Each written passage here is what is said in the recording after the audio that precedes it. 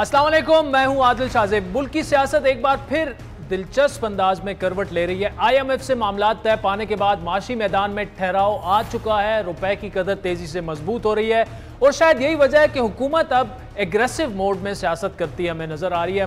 ममनुआ funding case के फैसले के बाद इमरान खान के गिर्द घेरा तंग हो चुका है। आज से शुरू होने वाले हफ्ते से इलेक्शन कमीशन में इमरान खान के खिलाफ अहम केसेस की समातें शुरू हो जाएंगी। ममनुआ फंडिंग केस की जो समात है वो उसके अलावा फैसला आ चुका है, लेकिन अभी आगे उसकी समात होनी है। पार्टी अकाउंट्स पोशीदा रखना, गलत सर्टिफिकेट जमा करवाना, सालाना गोशवारों में तोशाखाना ताइफ की आमदनी जाहिर ना करना, कानूनी माहिरीन के बकौल हर एक केस संजीदा नौयत का है जो इमरान खान के सादिक और अमीन होने और उनकी जमात के साफ शफाफ होने की साख को नुकसान पहुंचा सकते हैं। यही वो खदशा है जिसको भांपते हुए इमरान खान के अमरीकी साजिश और इस्टेब्लिशमेंट मुखालिफ बयानिए में हमें तब्दीली नजर आना शुरू हो चुकी है। अपनी अवामी मकबूलियत को लेकर अपने मुतालिक मजलूमियत का एक मुतबादिल सियासी बयानिया हमें पिछले 2-3 दिनों से बनाते नजर आ रहे हैं।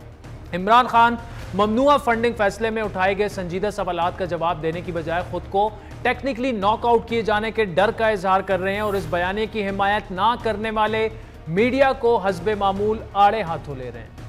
इन्होंने एक नया प्लान बनाया जो मैं आप सबके सामने रख रहा हूं। प्लान ये बनाया है कि इमरान खान के खिलाफ केसेस करो, इलेक्शन कमीशन में तोशाखाना का केस, फंडिंग का केस, किसी तरह इसको डिस्क्वालीफाई करो और इसको डिस्क्वालीफाई करके उधर से नवाज शरीफ को बुलाओ और फिर कहो कि देखें हम इमरान खान को भी लड़ने देंगे और नवाज शरीफ उसका जो बैन है वो हटाया जाए। जो भी ये साजिश कर रहे हैं कान खोल के सुन लो, इमरान खान कोई डील नहीं करने लगा। अब ये जो खान साहब कह रहे हैं इसका फैसला तो इलेक्शन कमीशन की समातों और इदारों की मुतवक्का रिपोर्ट से होना है, जिसके साथ फिलहाल तहरीक इंसाफ कोई ताउन नहीं करने को तैयार। आज साबिक गवर्नर इमरान इस्माइल ने सिंध हाई कोर्ट में ममनुआ फंडिंग केस में FIA को तहकीकात करने से रोकने की इस्तदा की, जिसको मुस्तरद कर दिया गया। आपको याद दिलाते चलें कि इलेक्शन कमीशन के फैसले के बाद FIA ने 5 मुख्तलिफ कमेटियां बनाकर 5 अगस्त को तहकीकात का आगाज किया था। यानी PTI के पास कानूनी मामलात में ऑप्शंस कम नजर आ रहे हैं। तभी मजलूमियत के बयानिए का सहारा लेते हुए भरपूर सियासी और अवामी मुहिमजोई जो है वो शुरू कर दी गई है। लाहौर में एक बड़े जलसे के बाद इमरान खान ने पिंडी और कराची में भी अवामी जलसों के शेड्यूल का ऐलान किया है। 25 सितंबर से होने वाले ज़िमनी इंतखाबात में यकमुश्त 9 हलकों में खुद इलेक्शन लड़ने की जारहाना इनिंग की भी वो भरपूर तैयारी कर रहे हैं। लेकिन बड़ा सवाल यह कि इमरान खान का ये नया जो मजलूमियत का बयानिया है उनको क्या सियासी फायदा देने में कितना कारगर साबित हो सकता है। हालिया दिनों में उनके एक के बाद एक बयानिए को बड़ा धचका लगा। अमेरिका मुखालिफ बयानिए की कली अमेरिका में लॉबिंग फर्म की खिदमात हासिल करने और PTI पुख्तूनख्वा हुकूमत की अमेरिकी सफीर से इमदाद से खुल चुकी है, जबकि उनके एस्टेब्लिशमेंट मुखालिफ बयानिए में से सारी हवा शहबाज गिल की गिरफ्तारी के बाद निकल चुकी है। दूसरी जानिब हुकूमत इन्हीं मामलात को लेकर बज़ाहिर PTI को सियासी मैदान में कॉर्नर करने के लिए भी कोशिशें कर रही है। आज एक बड़ा फैसला इमरान खान की जानिब से ज़िमनी इलेक्शन में खुद उम्मीदवार बनने के फैसले को चैलेंज करने का था। इसके अलावा इमरान खान के कागजात नामजदगी पर इलेक्शन कमीशन में हुकूमती उम्मीदवार एतराज़ उठाने का फैसला भी कर चुके हैं, जिनमें तोशाखाना, असासे छुपाने और सादिक और अमीन ना होने को बुनियाद बनाया जाएगा, जबकि साथ ही ममनुआ फंडिंग केस का फैसला भी मुंसलिक किया जाएगा। साथ ही इमरान खान की अवामी मकबूलियत को काउंटर करने के लिए नून लीग ने साबिक वज़ीर आज़म नवाज शरीफ की मुल्क वापसी और उनके खिलाफ केसेस को ख़त्म करने बहस भी शुरू कर दी है। सुनीद यह है कि नवाज शरीफ खुद भी वतन वापसी चाहते हैं, लेकिन अहम सवाल यह है कि उनकी वापसी पर उनके केसेस का क्या बनेगा। वाज़ी तफसीली गुफ्तगू करेंगे। हमें ज्वाइन किया नून लीग के नायब सदर और वफाकी वजीर तवानाई खुर्रम दस्तगीर ने, जबकि आगे चलकर हमें साबिक गवर्नर सिंध इमरान इस्माइल और साबिक सेक्रेटरी इलेक्शन कमीशन कुंवर दिलशाद भी ज्वाइन करेंगे। खुर्रम दस्तगीर साहब, thank you so much for joining us. पहले तो जो इमरान खान साहब कह रहे हैं कि नवाज शरीफ को वापस लाने की तैयारी है, मुझे टेक्निकली नॉकआउट किया जा रहा है ताकि ये एक बयानिया बनाया जाए कि नवाज शरीफ और खान दोनों को अब आप लड़ने दें और ये मैं नहीं होने दूंगा। अब तो जावेद लतीफ साहब भी कह रहे हैं कि लेवल प्लेइंग फील्ड नहीं होगा अगर नवाज शरीफ वापस आए और उसके केसेस खत्म ना हो। इमरान खान की भी बात में फिर वजन है। इमरान खान का सच्चाई से और हकीकत से अब ताल्लुक मुकम्मल तौर पर कट चुका है और सवाए झूठी बड़कों के या फसाद फैलाने की धमकियों के और वो कोई सियासत नहीं कर रहे। आए हमने तो जब पंजाब में हमारी अभी हुकूमत थी, हमने तो एक रिकॉर्ड कायम किया है कि बगैर प्रिजाइडिंग अफसर को अगवा किए, बगैर कोई गोलियां चलाए, बगैर पोलिंग को स्लो किए, हमने सही मानों में शफाफ इंतखाबात कराकर साबित कर दिया। और यही एक बहुत बड़ा मकसद था हुकूमत में आने का, कि जहां इमरान खान को एक मुख्तलिफ तरीकों से बैसाखियों के जरिए खड़ा किया गया था, वो बैसाखियां छीन कर हमें एक पाकिस्तान में जमहूरियत की मजबूती के लिए लेवल प्लेइंग फील्ड कायम करना है। और वो उस पे हम आज भी कायम है। और ये जो जिन सब बातें कहते हैं, ये टेक्निकल नॉकआउट क्या होता है, इससे बड़ा टेक्निकल नॉकआउट नहीं हो सकता कि एक 2/3 अक्सरियत रखने वाले वज़ीर आज़म को 2.5 लाख तनख्वाह जो उन्होंने वसूल भी नहीं की, कोई ट्रांजैक्शन भी नहीं हुई, लेकिन सुप्रीम कोर्ट ने उस वक्त एक मयार सेट कर दिया कि जी अगर आपने पैसे नहीं भी लिए और वसूल नहीं भी किए, लेकिन वो चूंकि एक पोटेंशियली आपका एहसासा हो सकते हैं, लिहाजा आपने ये एहसासा जाहिर नहीं किया। यहाँ तो पोटेंशियल नहीं है ना जी इस इमरान खान के मामले में।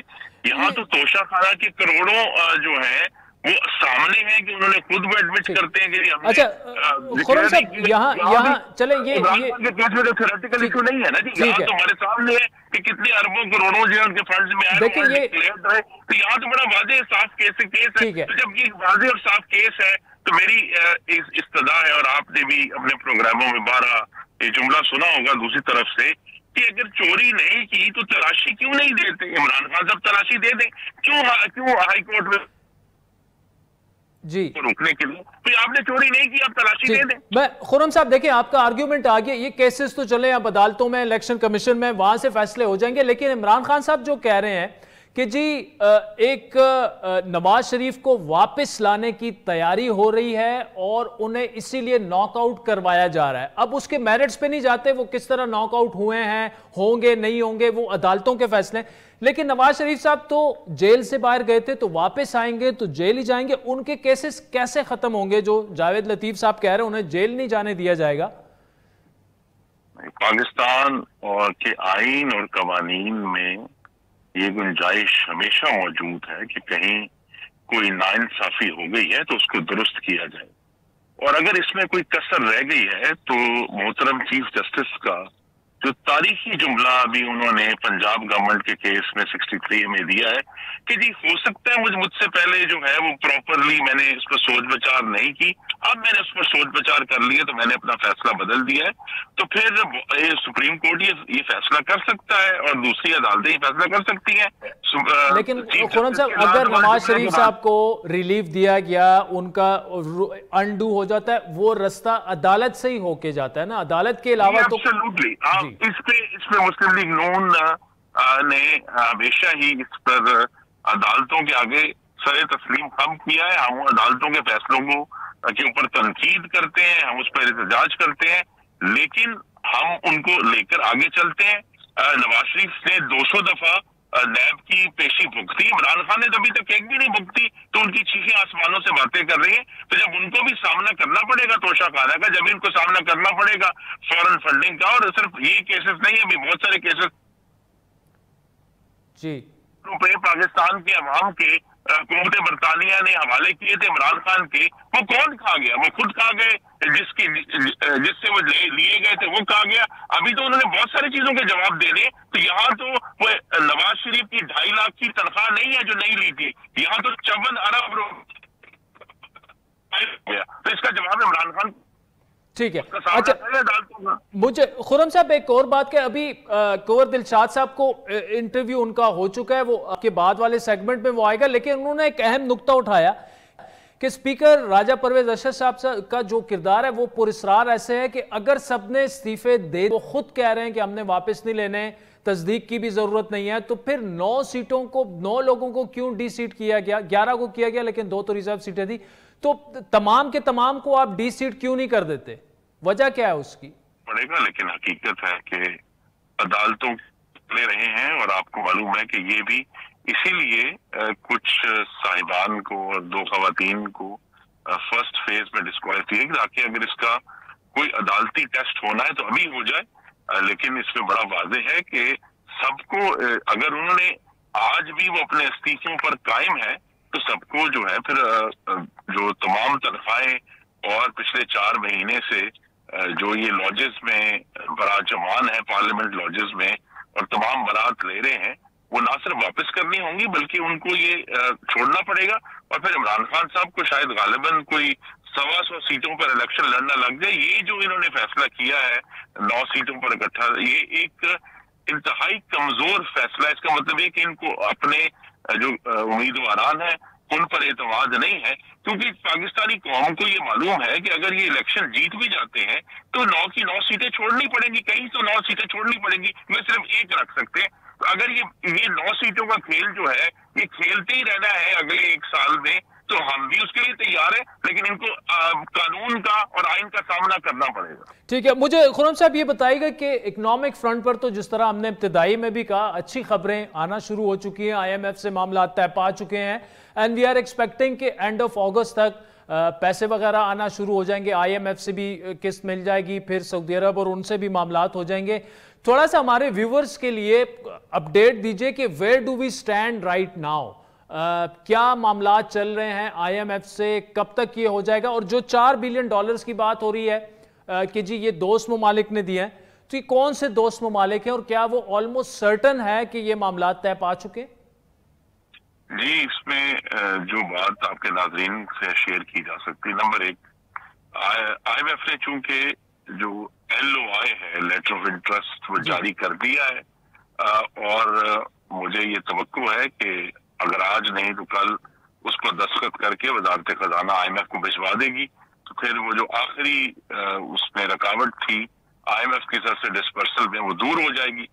तो जो इस पाकिस्तान की फॉरेन एक्सचेंज मार्केट है वो अपनी इस वक्त उनका बिहेवियर जाहिर कर रहा है कि अब उन्हें ये यकीन हो गया है कि IMF से किस्त आ जाएगी। और वो जो 4 कहा जी को जो हमारे दोस्त ममालिक हैं, वो सब ममालिक वही हैं जिनके नाम आप जानते हैं। उनसे ये नहीं कहा कि $4 बिलियन एक्स्ट्रा आ रहे हैं, वो रोल ओवर होने हैं जो पाकिस्तान ने पेमेंट्स करनी थी। IMF की ये भी इस्तवा शर्त थी कि उनकी तरफ से रोल ओवर की कमिटमेंट ली जाए, वो अब अल्लाह ताला के करम से वो अब आना शुरू हो गई हैं कमिटमेंट्स। तो अब जो फॉरेन एक्सचेंज का बहरान था वो अल्लाह ताला के करम से दूर हो गया और उन सब के लिए सबक है जिन्होंने मई के महीने में या फिर जुलाई के आगाज में एक पैनिक फैला दिया था कि पाकिस्तान भी शायद खुदा न खास्ता श्रीलंका के रास्ते पर चल निकला है। मोहम्मद शहबाज शरीफ और जो वसीउल बुनियाद हुकूमत है, उन्होंने पाकिस्तान को ना सिर्फ दिवालिया से बचा लिया बल्कि अब जो खुशहाली का सफर जो है वो इंशाल्लाह आप देखेंगे अगले 8 से 10 हफ्तों में शुरू हो जाएगा, क्योंकि तेल की कीमतें भी बैनुल-अक़वामी तौर पर गिर रही हैं और इंशाल्लाह उसका भी जो बेनिफिट है वो पाकिस्तान के अवाम तक पहुंचेगा। और 2 महीने जरूर मुश्किल के हैं, लेकिन अक्टूबर से बिजली की कीमतों में भी कमी आना शुरू हो जाएगी, क्योंकि अब जब तेल की कीमत नीचे गिरी है तो वो जो फ्यूल प्राइस एडजस्टमेंट 2 महीने के बाद आनी है उसमें भी बहुत उसी जिस तरह तेल की कीमत गिरी है उसी तरह उसमें भी कमी आएगी। तो जो अक्टूबर ऑनवर्ड जो है वो पाकिस्तान में ना सिर्फ कीमतों में इस्तेहकाम आएगा बल्कि पाकिस्तान दोबारा से इंशाल्लाह ग्रो करना शुरू करेगा। चले, इंजीनियर खुर्रम दस्तगीर साहब, thank you so much for joining us. Khurram साहब ने वैसे कह दिया कि अक्टूबर के बाद बिजली की कीमतें कम होना शुरू हो जाएंगी, तो अक्टूबर में उनसे यही सवाल पूछेंगे अगर कम नहीं हुई तो। वक्त चाहता है एक ब्रेक का, जिसके बाद तहरीक इंसाफ के सीनियर रहनुमा साबिक गवर्नर सिंध इमरान इस्माइल हमें ज्वाइन करेंगे हमारे साथ।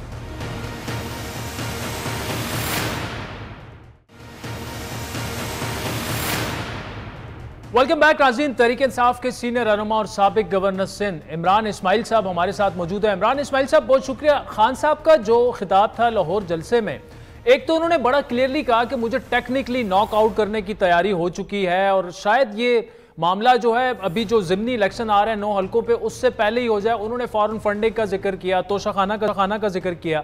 अब सवाल ये कि क्या आप सर्टन हैं, आपके पास क्रेडिबल इंफॉर्मेशन है कि आप खान साहब को टेक्निकली नॉकआउट किया जा रहा है? और दूसरी बात ये नॉकआउट जो है ये गवर्नमेंट की जानिब इशारा कर रहे हैं या किसी और की जानिब कर रहे हैं कि उन्हें सियासत से साइड लाइन किया जा रहा है, नॉकआउट करने की तैयारी हो रही है? देखें, इसके लिए आदिल हमें इसके लिए कोई शहादत की ज़रूरत नहीं है। जो इवेंट्स हो रहे हैं वन आफ्टर अनदर वो आप देख लें किस तरह से हो रहे हैं। शहबाज गिल को जिस तरह से उठा के अंदर डाला गया और जो ज़दुकोब उसके साथ किया जा रहा है, बेशक शहबाज गिल ने जो बात की शायद नामुनासिब हो, मुमकिन है कि उसकी रिपरकशंस हों, मुमकिन है कि उसके ऊपर सज़ा भी मुमकिन है, लेकिन एक तो उसको फेयर ट्रायल मिलना चाहिए। दूसरा ये कि शहबाज गिल के बकौल ये बात की जा रही है कि जो प्रेशर सारा डाला जा रहा है उसके ऊपर केस बिल्डअप करने की कोशिश कर रहे हैं कि वो उसको टर्न करें इमरान खान के ऊपर, कि इमरान खान साहब ने ये शहबाज गिल से कहलवाया था। अब बात यह है कि वो आप इस चीज़ इवेंट को फॉलो करें तो शहबाज गिल तो एक तरफ उनके ड्राइवर के फैमिली को उठा के ले गए, 6 माह की बच्ची है उसकी, वो भी जेल में है, बीवी भी उसकी जेल में है, तो ये सब तो इशारे दूसरी तरफ हैं। फिर फॉरेन फंडिंग केस जो है उसमें तो निकला कुछ नहीं, खोदा पहाड़ निकला चूहा। जो उन्होंने नाम लगाया कि जी ये इजरायली फर्म थी, ये फलाना था, वो भी सारा गलत साबित हो गया। जो उन्होंने कहा कि फॉरेनर से पैसे लिए वो भी पाकिस्तानी निकले हैं। तो इनके पास तो कोई है ही नहीं चीज़। मैं आपको एक एक करके पूरी फॉरेन फंडिंग केस के जो उन्होंने नाम लिए हैं एक एक करके उसकी आपको मैं प्रूफ के साथ बता सकता हूँ कि ये क्या है। मिसाल के तौर पे वो जो खातून थी सेठी, उनके हस्बैंड पाकिस्तानी हैं और वो दोनों ने कंबाइन एक चेक के ऊपर साइन किया एक रकम के ऊपर जो कि मेरे ख्याल है 10,000 या 12,000 डॉलर थी। उसकी आधी रकम जो है वो ठीक मान ली गई कि ये ठीक है क्योंकि हस्बैंड पाकिस्तानी है, और आधी रकम को उन्होंने कहा कि जी ये क्योंकि गैर पाकिस्तानी है, फॉरेनर है बीवी इनकी, तो लिहाजा उसके पैसे नहीं माने जा सकते। तो मेरा तो सवाल ये है कि क्या शोएब मोहम्मद जो है, शोएब मलिक, उनकी बेगम जो है सानिया मिर्ज़ा, क्योंकि वो हिंदुस्तानी निज़ाद हैं, तो शोएब मलिक की भी आधी जायदाद जो है वो जायज़ होगी और आधी नाजायज़ होगी। और इसी तरह वसीम अकरम जो है उनकी बीवी ऑस्ट्रेलियन है, तो उनकी भी जायदाद आधी जायज़ और आधी नाजायज़ होगी।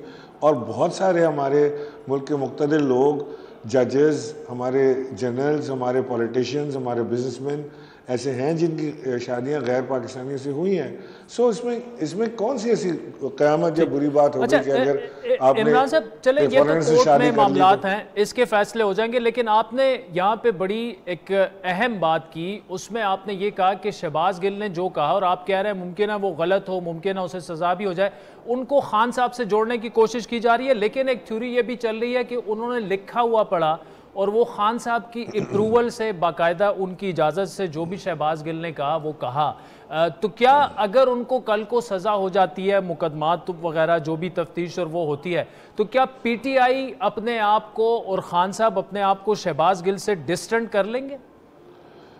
नहीं, डिस्टेंट करने की ज़रूरत नहीं है। देखें क्या होता है, आप तो खैर एंकर हैं, आप जानते हैं कि जब हम बैठते हैं टॉक शोज़ में भी, तो आप मेरा 1-on-1 कर रहे हैं ना, जब हम 3-4 लोग बैठते हैं तो जब मेरी बारी आती है, मैं देखता हूँ पहले पीपल्स पार्टी वाले कोई शख्स बात कर रहे हैं, इल्ज़ामात लगा रहे हैं, उसके बाद PMLN वाले हैं, फिर मेरी बारी आनी है। So what I do normally is I pick up piece of paper और मैं पेन उठाता हूँ और मैं इस पर लिख लेता हूँ कि मैंने इनको क्या जवाब देना है, क्योंकि वो मेरे जहन से ना निकल जाए, बात आगे पीछे ना हो जाए। और जब मेरी बारी आती है तो मैं उसमें से पॉइंट्स पढ़ लेता हूँ कि जी ये मैंने रमज़ान शुगर मिल पर बात करनी थी, पनामा लीक्स पर बात करनी थी, ये बात मैंने हिसाक डार को कोट करना था, वो मैं लिख लेता हूँ। आई थिंक इस तरह से कुछ हुआ है। ऐसा नहीं है कि इमरान खान साहब ने लिख के उनको दे दिया। इमरान खान वो शख्स है जो अपने मुल्क के इदारों को मजबूत करना चाहते हैं, जो ख़ुद अपनी पार्टी को भी इदारा बनाना चाहते हैं, समझते हैं कि इंस्टीट्यूशंस जो हैं वो ऑन देयर ओन चलने चाहिए। शौकत खानम को उन्होंने एक इदारा बनाया, बेहतरीन इदारा बनाया, जो आज बग़ैर इमरान खान के उसी तरह की क्वालिटी सर्विस दे रहा है जो इमरान खान की मौजूदगी में दे रहा था। सो इमरान खान तो इदारों की बड़ी इज़्ज़त करते हैं। आज भी जो हमारी कोर की मीटिंग हुई है उसमें भी खान साहब ने सारों को ये हिदायत की कि कोई शख्स भी कितना भी जज्बाती हो वो हमारे इदारों के ख़िलाफ़ बात नहीं करेगा। और खान साहब ने ये कई बार अपने जलसों में भी अब तो बात करने लगे। उन्होंने कहा है, पहले वो प्राइवेट मीटिंग्स में ये बात करते थे कि मेरी एग्जिस्टेंस इतनी इम्पोर्टेंट नहीं है जितने हमारे लिए एक मजबूत फ़ौज की है या मजबूत।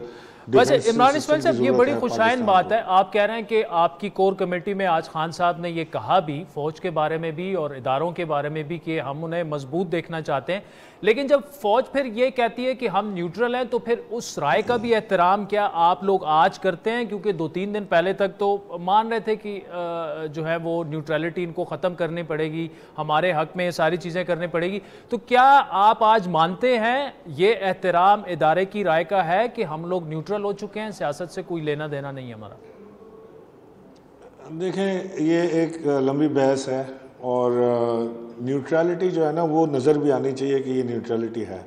जो कुछ पाकिस्तान में हुआ, ये सारे 13 जमातों को इकट्ठा करना, इनको एक साथ बिठाना, जो एक दूसरे का पेट फाड़ के पैसे निकालने वाले थे, जो गले से पकड़ के रोड पे घसीटने वाले थे, जो हमारे एलाइज थे, जो हमारे साथी थे, जो हमारे साथ चल रहे थे, इन सब का रातों रात एक जगह जमा हो जाना और इनको हम पाकिस्तान तहरीक इंसाफ को हुकूमत से बाहर हो जाना, ये सारा ऑटोमेटिकली नहीं हो जाता। ये कोई आसिफ अली जरदारी जो जादूगर बने फिरते हैं, ये उनका कोई जादू ऐसा नहीं चला आज तक।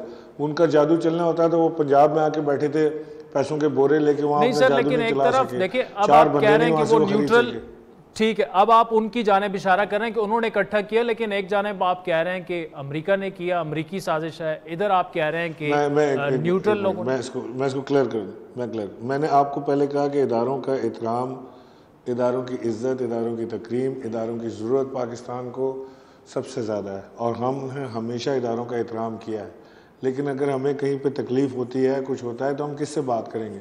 हम अपने इदारों से ही बात करेंगे कि जी हमें यहाँ फ़लानी जगह से तकलीफ़ आ रही है, ये चीज़ नहीं होनी चाहिए। पाकिस्तान की सियासत में आप ये नहीं कह सकते कि बग़ैर इंटरफेरेंस के आज तक पाकिस्तान की सियासत चलती रही। पाकिस्तान की सियासत में मुदाखलत होती रही है, डायरेक्ट और इनडायरेक्ट। डायरेक्ट मुदाखलत वो है कि जब मार्शल लॉ लग जाता है और मुल्क जो है वो फ़ौजी हुकाम जो है उसे मुल्क को चलाने लगते हैं, 10-10 साल का टेन्योर, 12-12 साल के टेन्योर यहाँ पे गुजरे हैं। इनडायरेक्ट वो होती है जो आपको नज़र आती है।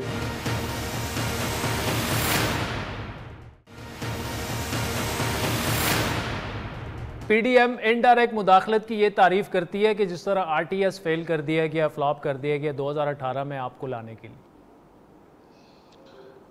देखें, मैं आपको एक बात बताऊं कि 2013 में भी इमरान खान जीत चुके थे, 14 में।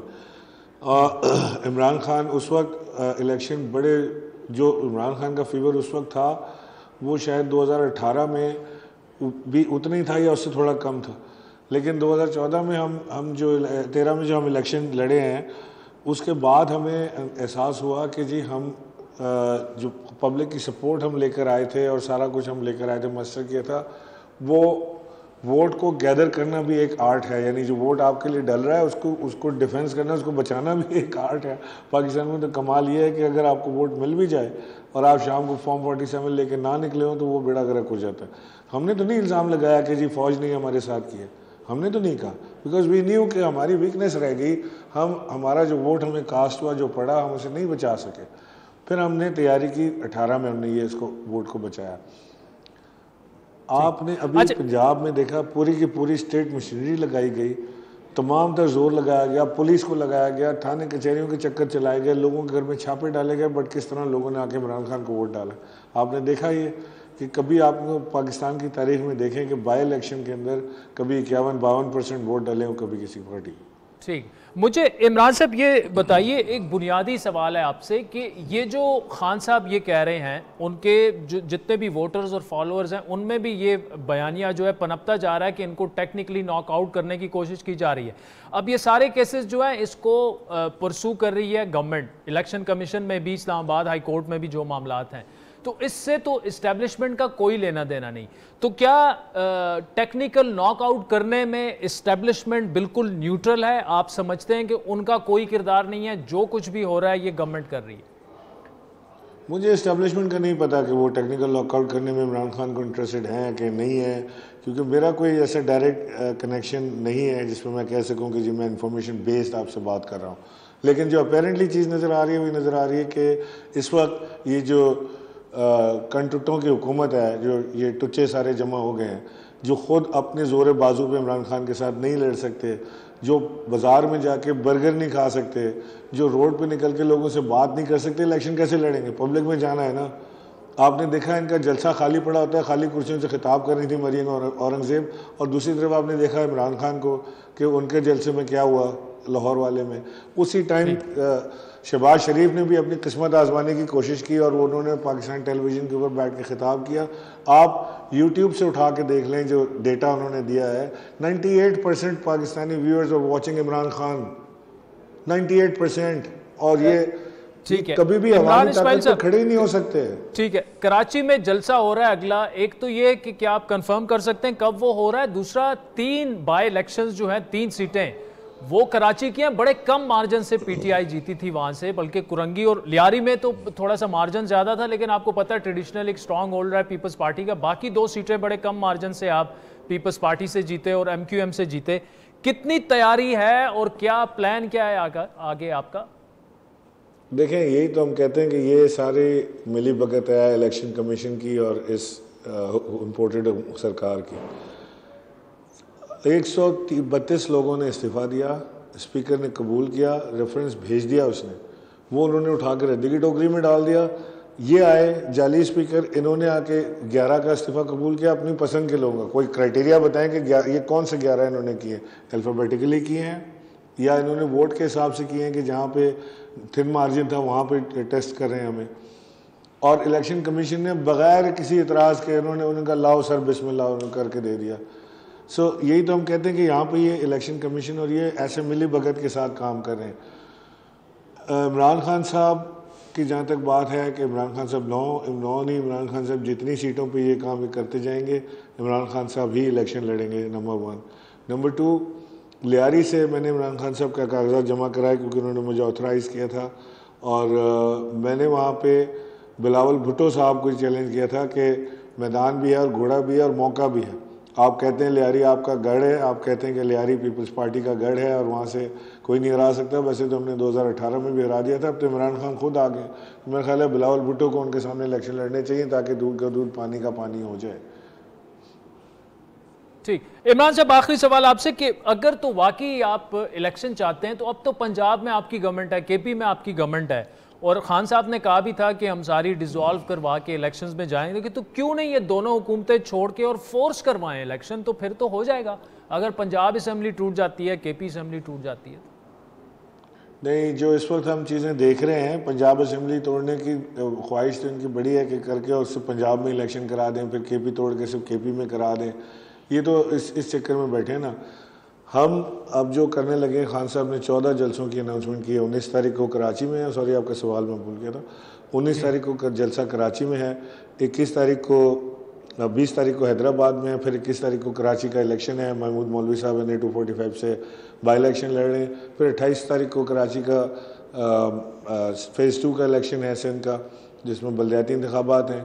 और फिर खान साहब 14 जलसे, एक हफ्ते में 2 जलसों का हमने प्लान किया जो पूरे पाकिस्तान में वो करेंगे पब्लिक मोबिलाइजेशन के लिए।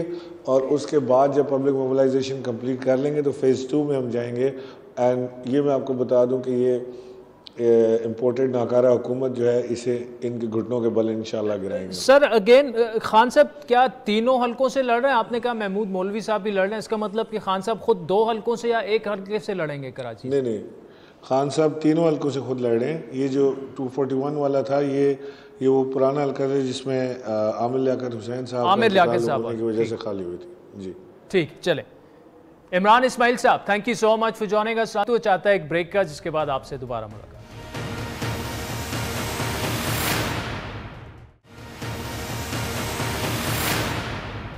वेलकम बैक नाज़रीन। ब्रेक से पहले हमने इमरान इस्माइल खुर्रम दस्तगीर साहब से तफसीली गुफ्तगू की और लुबे लुबाब यही है कि इमरान खान साहब के खिलाफ हुकूमत जो है वो घेरा तंग कर रही है। फॉरेन फंडिंग का फैसला आ चुका है, तोशा खाना केस है, कुछ और मामलात हैं। इस्लामाबाद हाई कोर्ट में कल 2 पेशियाँ हैं। उसके अलावा इलेक्शन कमीशन में बहुत सारे मामलात अटके हुए हैं। इस वक्त साबिक सेक्रेटरी इलेक्शन कमीशन कुंवर दिलशाद साहब हमारे साथ मौजूद हैं। कुंवर दिलशाद साहब, thank you so much for joining us. आपका एक मैं इंटरव्यू सुबह पढ़ रहा था जिसमें आप ये समझते हैं कि ये तकरीबन आप जो कह रहे थे कि ये ओपन एंड शट केस है तोशा खाना वाला।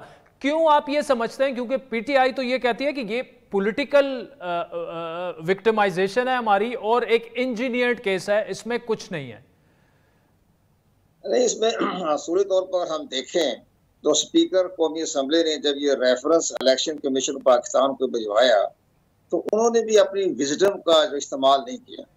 देखो, ये एक आर्टिकल 223 के तहत बाकायदा रेफरेंस आया है और जो इन पर जो इल्ज़ामात लगे हैं वो लगे हुए हैं कि उन्होंने अपने असासी जो सालाना गोशवारे जमा करवाते हैं इलेक्शन कमीशन ऑफ पाकिस्तान में सेक्शन 137 के तहत, उसमें उन्होंने हक़ायक़ छुपाए हैं।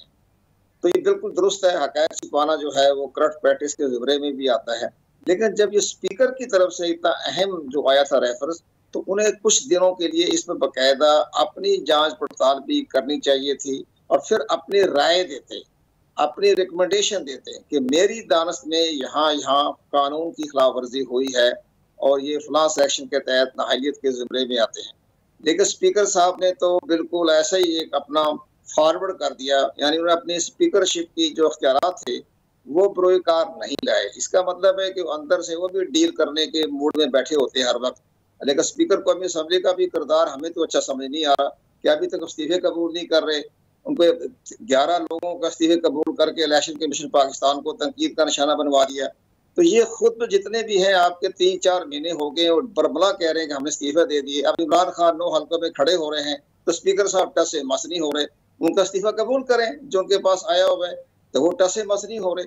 तो ये स्पीकर साहब ने भी इलेक्शन कमीशन को बाकायदा उनको आजमाइश में डाला है। उन्हें बाकायदा अपनी राय देनी चाहिए थी। आइन के आर्टिकल 223 में लिखा हुआ है कि बाकायदा स्पीकर साहब जांच पड़ताल करेंगे और जांच पड़ताल करने के बाद इलेक्शन कमीशन को भिजवाएंगे। ये तो स्पीकर साहब की तरफ से एक कोताही हुई है या दानिस्ता हुई है या नादानिस्ता हुई है। ये बड़ा अहम नुक्ता आप कह रहे हैं। तो लेकिन स्पीकर साहब जो है ऑब्वियसली उनकी इस वक्त पॉलिटिकल एफिलिएशन वो नहीं होनी चाहिए, लेकिन हुकूमती जमात से, पीपल्स पार्टी से इनका ताल्लुक है। तो ये इंप्रेशन भी फिर उभर रहा है कि नून लीग और पीपल्स पार्टी और ये हुकूमत खुद ही नहीं चाहती कि ये इस्तीफे कबूल हों और मामला इलेक्शन की तरफ जाए, या वो इतनी दिलचस्पी इसमें क्यों नहीं रह रहे? क्या आपको क्या समझ आ रही है इसमें? नहीं, मुझे तो स्पीकर साहब का रोल जो है बड़ा पुरस्कार लग रहा है। वो सारे मामला वो इलेक्शन कमीशन पाकिस्तान पे डाल रहे हैं और इलेक्शन कमीशन पाकिस्तान पर ज़ाहिर है वो शदीद तनकीद का निशाना बनाया जा रहा है इमरान खान साहब की वजह से, कि भी इसलिए कि अब जब ये आया था इतना बड़ा अहम रेफरेंस स्पीकर के पास, उस पर गौर खोज करते, कमेटी बिठाते और कमेटी बिठाने के बाद कहते जी हमने कमेटी बिठाई है और इमरान खान साहब करंट प्रैक्टिस के जिम्मे में आते हैं तो इलेक्शन कमीशन पाकिस्तान अपनी आईनी और कानूनी जिम्मेदारी पूरी करे, तो वो उसको आसानी पैदा हो जाती। इलेक्शन कमीशन पाकिस्तान उन्होंने फॉरवर्ड कर दिया।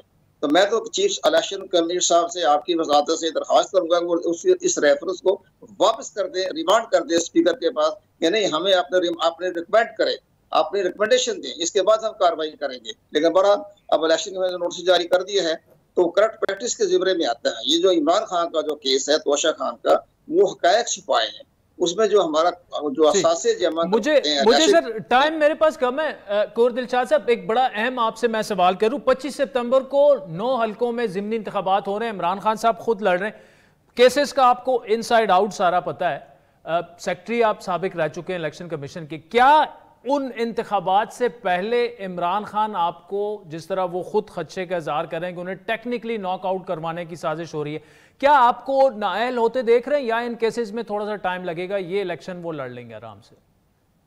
यहाँ तो देखो जी, इलेक्शन 9 हल्के में लड़ना वैसे तो एक ठीक है, उनका जमहूरी हक है। जो हमारा आर्टिकल 223 है उसमें इजाजत है कि 2 से 2 हल्कों में से ज्यादा इंतखाब लड़ सकते हैं। लेकिन सबसे बड़ा अहम नुकता जो कानूनी है, जो रिटर्निंग ऑफिसर देखना पड़ेगा कि वो अभी तक कौमी असम्बली के मेंबर हैं। कौमी असम्बली का मेंबर कौमी असम्बली के दूसरी नशिस्त पर इंतखाब लड़ने के बारे में ये रिटर्निंग ऑफिसर को अपनी विजडन इख्तियार करनी पड़ेगी कानून के मुताबिक कि एक कौमी असम्बली का मेंबर दूसरी हल्के में कौमी असम्बली का इलेक्शन लड़ सकता है कि नहीं। सूबाई असम्बली का तो इलेक्शन लड़ सकता है, सेनेट का इलेक्शन लड़ सकता है, लेकिन मेयर का इलेक्शन लड़ सकता है। लेकिन यहाँ ये देखें कौमी असम्बली के बराबर में इलेक्शन लड़ना जो है तो हमारी नज़र में तो ये गैर कानूनी है। अब लेकिन नज़र तो रिटर्निंग ऑफिसर ने देखना होगा वो क्या करते हैं, या जो उनके मुखालफिन हैं वो एतराज़ात करें इलेक्शन इन पाकिस्तान की रिटर्निंग ऑफिसर को। अगर रिटर्निंग ऑफिसर को फैसला हक में देता है इमरान खान के तो फिर हाई कोर्ट चले जाएं, फिर हाई कोर्ट फैसला करेगी, हाई कोर्ट पूछेगी इमरान खान साहब से अभी तो कौमी असम्बली का मेंबर हैं, अभी दूसरे हल्के में आप इंतखाब लड़ने के लिए कौन सा कानून इख्तियार कर रहे हैं। तो एक अच्छी खासी एक स्टेप बाई स्टेप जो है कानूनी जंग शुरू हो सकती है। यहाँ जो मुखालफिन को चाहिए कि रिटर्निंग ऑफिसर के यहाँ अपना बाकायदा शदीद एतराज़ करें।